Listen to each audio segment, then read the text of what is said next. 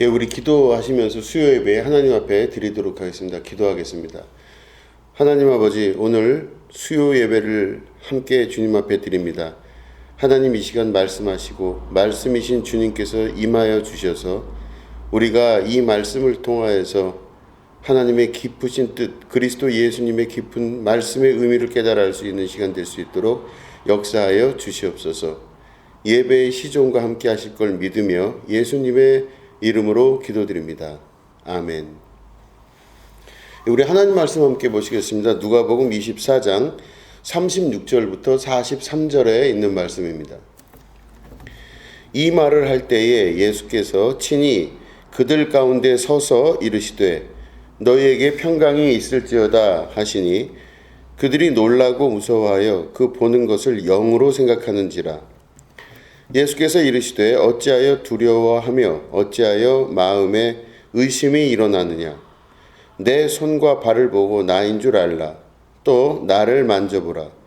영은 살과 뼈가 없으되 너희 보는 바와 같이 나는 있느니라.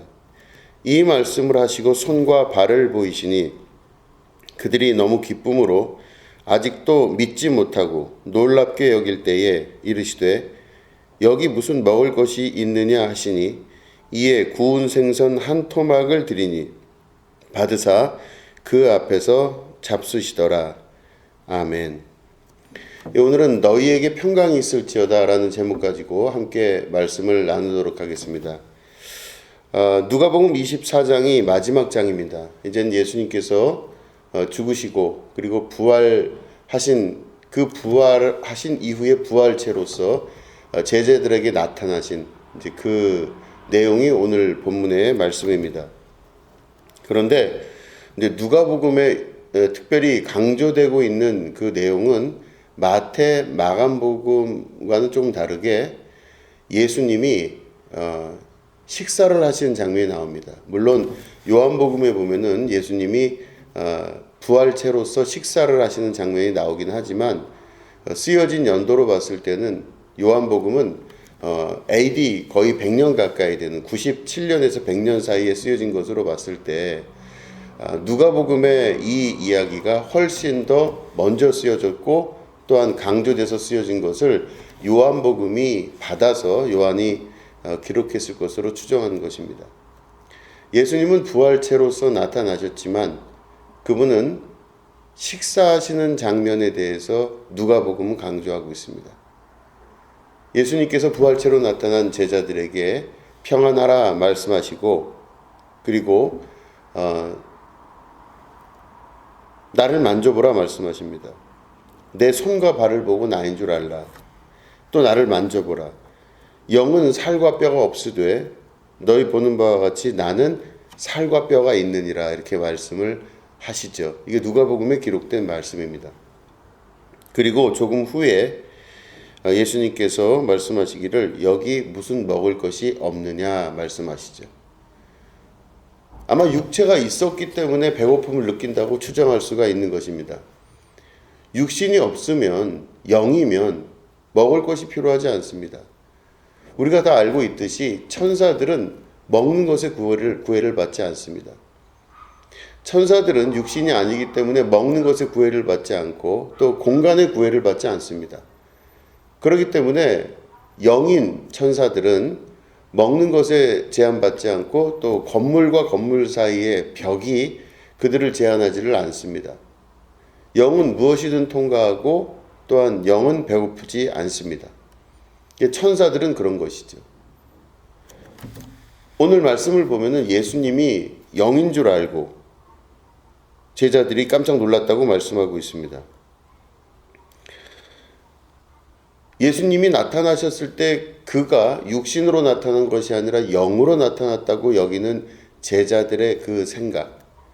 그렇기 때문에 제자들은 예수님이 육신을 갖고 부활하시질 않았다고 믿었기 때문에 예수님을 영으로 생각한 것입니다. 그런데 오늘 말씀을 보면 누가복음은 마태, 마가와는 달리 말씀드린 대로 예수님의 육의 부활에 관해서 강조하여 말씀하고 있습니다. 육의 부활을 강조하기 위해서 기록된 그 말씀은 여기 무엇이 먹을 것이 있느냐 물어보시는 장면입니다.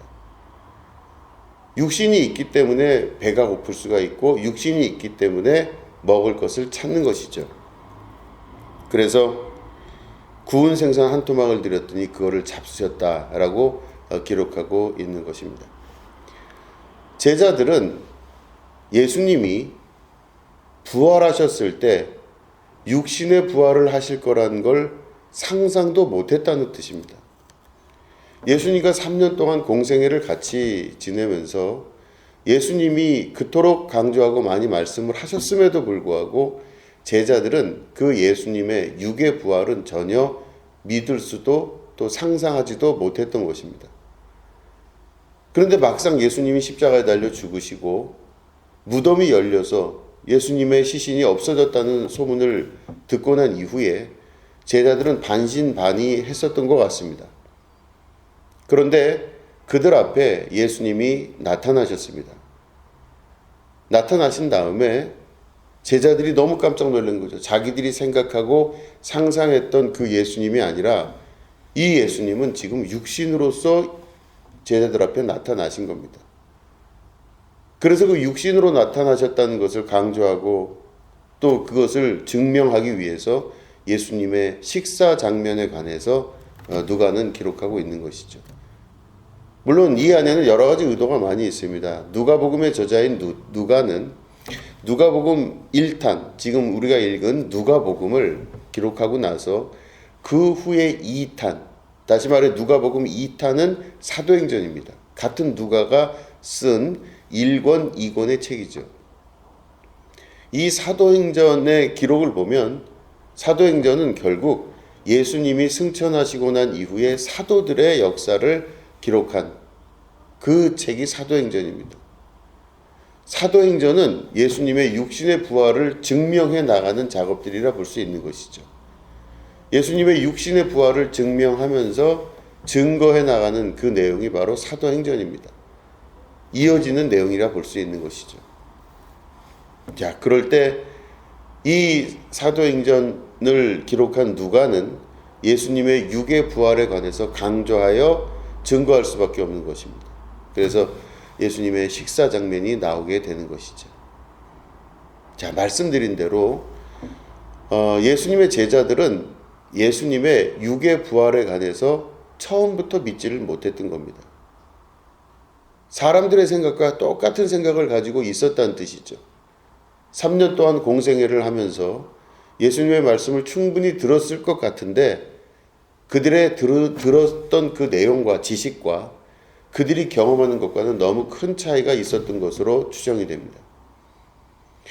그들은 자기들의 믿음 안에서 볼 때 자기들의 믿음으로 보여지는 세계만 보게 되어 있습니다.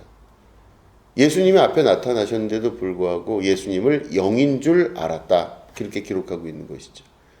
그들의 상식선에서 그들의 보여지는 것들은 영으로서의 예수님밖에는 보여질 수가 없었던 것입니다. 다시 말해 제자들이 갖고 있었던 믿음에 드러나는 보여지는 것들이 영인 것입니다.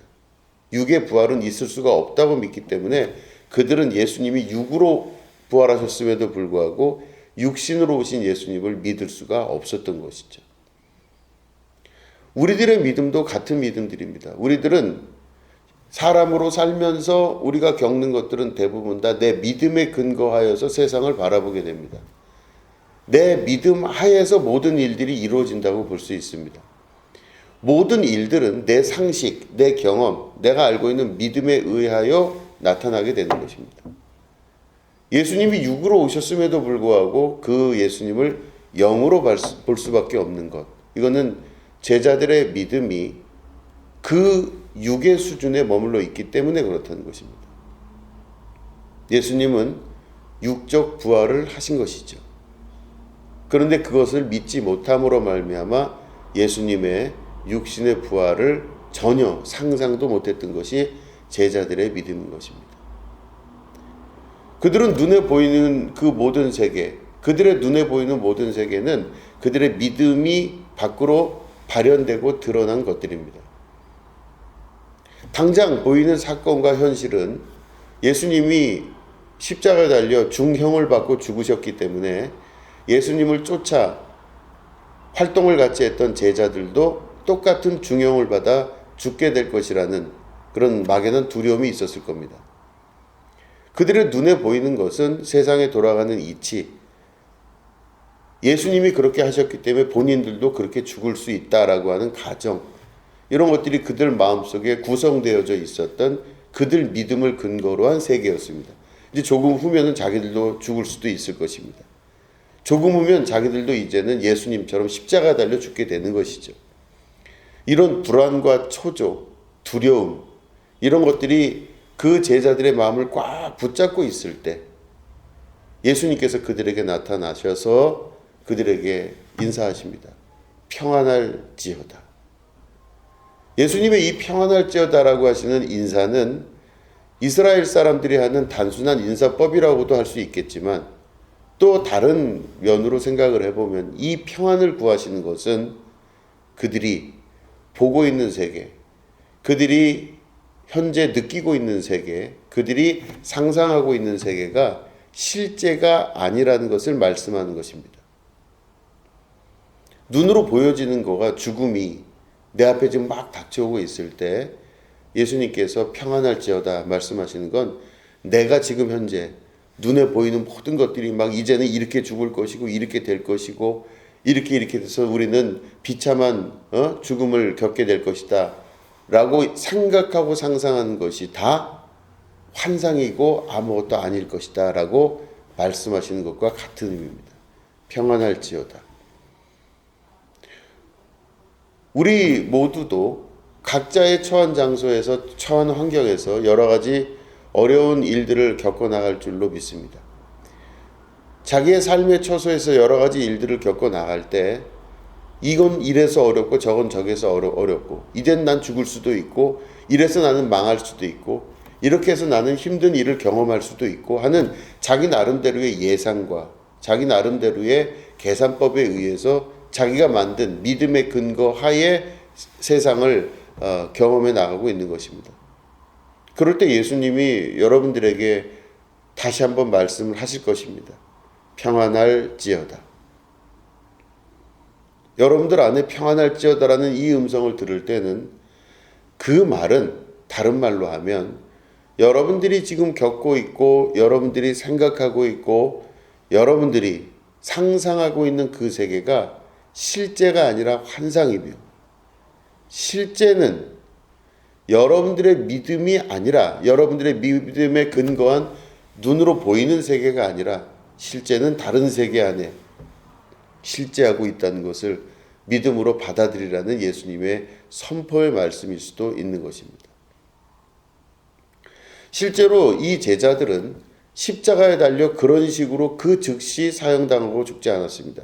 이들은 주께서 명령하신 성령을 충만히 받고 그 사역을 감당해 나가다가 각자의 처소와 각자의 자리에서 그 시간이 흐른 후에 순교의 열매를 거두게 됩니다. 그들은 당장 죽을 줄 알았는데 주님께서 약속하신 성령을 보내주시고 성령의 감화 감동을 통하여서 자기들의 사역을 마치고 순교의 영광들을 가지게 된 축복의 자녀들이 되었던 것이죠. 그들이 생각했던 곧 닥칠 죽음, 곧 닥칠 십자가, 곧 닥칠 고난, 이 모든 것들은 그들의 마음속에만 있는 그들의 헛된 경험의 믿음에 근거한 환상일 수밖에 없었다는 것입니다. 실제는 다른 세계가 왔던 것입니다.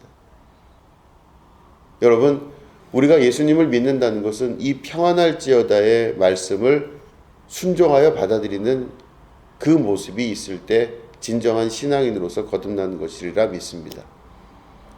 주님께서 우리에게 말씀하시는 평안하라 하시는 것은 지금 내 눈에 보이는 것을 믿지 말고 보이지 않는 곳 가운데서 역사하시고 준비하시는 하나님을 믿으라는 말씀과 같은 말씀이라고 하는 것입니다.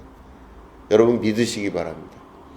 눈앞에 보이거나 현상적으로 현실적이라고 생각하는 경험에 의해 나온 수많은 두려움, 이 모든 것들을 내려놓고 주님의 음성을 듣고 주님의 그 뜻을 쫓아가고 내가 진정 평안을 누릴 수 있는 것은 모든 환난 가운데 역사하시는 하나님의 내밀하신 음성을 듣고 그 뜻을 따라 쫓아가는 축복의 길을 걸어가는 삶입니다. 여러분, 이런 축복이 여러분들과 또 여러분 가정과 직장, 사업, 모든 학업, 여러분들의 모든 인간관계 위에 함께 하시기를 주님의 이름으로 축원합니다. 기도하겠습니다.